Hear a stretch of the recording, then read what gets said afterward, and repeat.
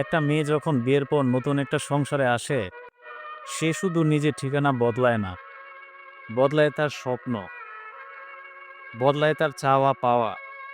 আর শাশুড়ি, যিনি বহু বছর ধরে এই সংসারটাকে আগলে রেখেছেন, তার মনেও জন্মায় এক নতুন চিন্তা।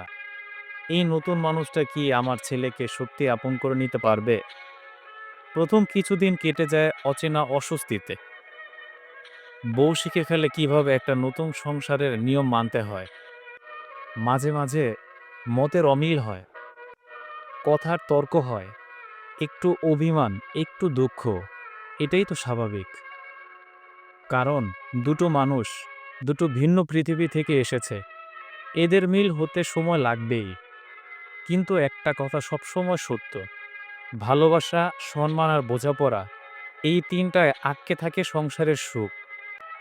বউ যদি শাশুড়িকে নিজের মায়ের মতো দেখে, আর শাশুড়ি যদি তাকে নিজের মেয়ের মতো আপন করে নেয়, তাহলে সংসারের সব ঝগড়া, অভিমান, মনোকষ্ট গলে সহজ হয়ে যায়।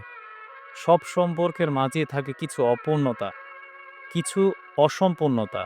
কিন্তু যদি এক ফোঁটা ভালোবাসা দিয়ে সেই ফাঁকা জায়গাগুলো পূর্ণ করা যায়, তাহলে সংসার হয়ে ওঠে এক শান্তির এক আশ্রয়। সংসার টিকে থাকে শুধু দায়িত্বে নয়, ভালোবাসা আর সম্মানে বাঁধা এক অদৃশ্য সুতোয়। বউ শাশুড়ি দুই নাম, কিন্তু হৃদয়ের ঠিকানা একটাই: পরিবার।